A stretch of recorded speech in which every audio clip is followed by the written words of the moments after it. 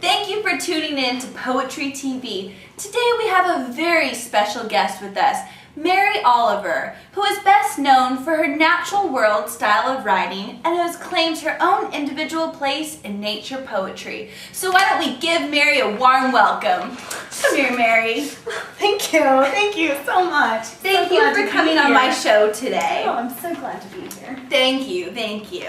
And I see you brought me a special gift. I did. I started a new line of headbands, and I brought you a headband. I am wearing the rainbow headband because I'm a lesbian, and I thought you might like the black headband. Thank you, Mary. That's very thoughtful of you. I knew you were blonde. Oh, okay. Well, back to the subject. It's cutting off my circulation. Well, it looks great. Thank you, Mary. Well, I understand you're 72, but you don't look a day past 21, does she, folks? Oh, you're so sweet. I don't know how true that is. But yes, you're right. I was born September 10th, 1935. Oh. I'm sorry, in Mary. It's Maple not working. Heights, Ohio. I attended Ohio State University, go Buckeyes, and then Vassar College. But unfortunately, I never, ever received a college degree. But look at you now. You're such a success story, No, Mary. but I regret that. Stay in school, kids. All right. After I left school, I proceeded to go to upstate New York and spend some time with my favorite poet and mentor, Edna St. Vincent Millay. While I was there, I also worked with her sister as an assistant to her sister. Is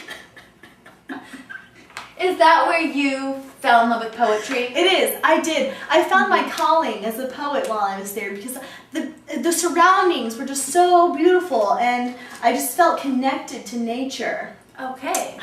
But after I left New York, I moved to the beautiful Provincetown, Massachusetts, where I still live today, and let me tell you, that place is even prettier. Now I'm just gonna have to come out and visit you there. Oh, come on!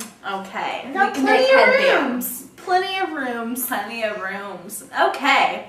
So I've heard you worked at many different universities. Can you tell us which ones and what you did there? Of course, yes. It all started in the early 80s. I was the Mather visiting professor at Case Western University. Mm-hmm. And in the late 80s, around 86, 87, I became the poet in residence at Bucknell University. Oh, okay.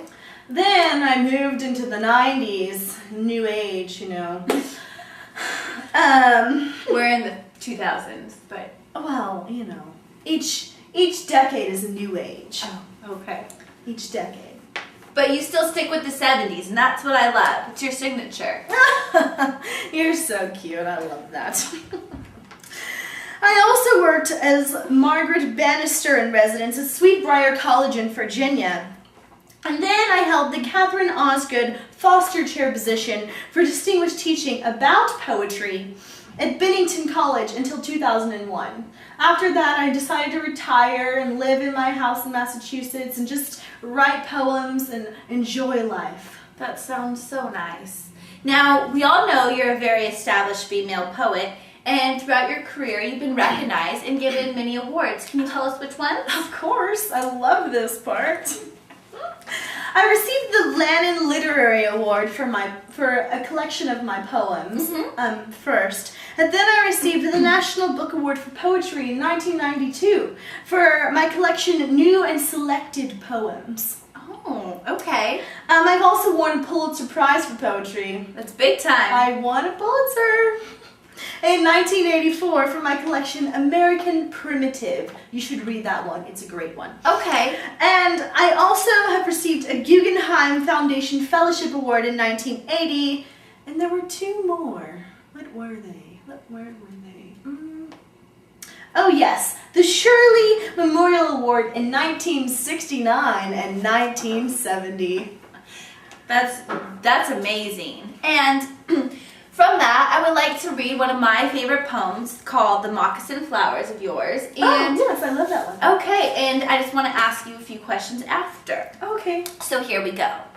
All my life so far, I've loved more than one thing, including the mossy hooves of dreams, including the spongy litter under the tall trees. In spring, the moccasin flowers reach for the crackling lick of the sun and burn down. Sometimes in the shadows, I see the lazy, hazy eyes and the land lips of oblivion and the deep drowse, and I imagine a new nothing in the universe. The matted leaves in splitting open, revealing the black planks of the stairs. But all my life so far I have loved best how the flowers rise and open, how the pink lungs of their bodies enter the force of the world and stand there shining and willing, the one thing they would like to do before they shuffle forward and to the floor of darkness they become trees. Now that's really deep, Mary. Can you please explain and go into detail why you decided to write the poem that way? Of course. I love this poem. It's one of my favorites because I describe the circle of life in this poem. Like when I say, in the spring, the moccasin flowers reach the crackling lick of the sun and burn down. Yes. Burn down. Mm-hmm. Those are some intense images right there. Mm-hmm. I'm talking about fire. Fire. And how fire can take away life. Fire. Fire. Fire. And through this life burning of the fire, I reach the theme of life and death. Okay. Whew. That's deep. Deep. I try. Now, another verse, or line I would like to talk about, is when you say the pink lungs of their bodies enter the floor of the world and stand there shining and willing. It seems to me as if you're comparing the pink lungs of a human to the pink color of the flower. Is that true, Mary? Yes, that is true. You're good at this. Have you done this before? I'm taking Mrs. Fry's poetry class. Oh, she's Yes. a great teacher, I've heard. Great. Well, I do like to use nature as a reference to the human life form because I feel that it doesn't always have boundaries, much like nature doesn't always have boundaries. I like to use the great wonders of nature to find lessons and messages and to be able to see ourselves so that we can see ourselves in a new perspective, in a different perspective. Yes. That's why I write most of my poems as free verse. I don't know if you noticed, but this poem in particular has 4 lines in each stanza, and there's 9 stanzas. That's a total of 36 lines. Ooh. And That's a lot. I mean, it is, but it's not. I mean, each line has only a few words, and free verse, I feel, gives us the freedom of not having boundaries. Like nature doesn't have boundaries. And you know, when you write about nature, it's so much easier when you don't have to have all this pentameter and lines and like things you have to do exactly word for word. I hate that stuff. All right, Mary, we have to take a commercial break, but yes. Well, I just want to thank you so much for coming on my show, but that is unfortunately all the time we had today. And if you would like some more information on Mary Oliver, you visit poetrytv.com where you can find some more information about her or check out her really cool headbands. And stay tuned next week as we interview Britney Spears. That's going to be quite a show. Thank you, and thank you, Mary. Oh, thank you. Peace out.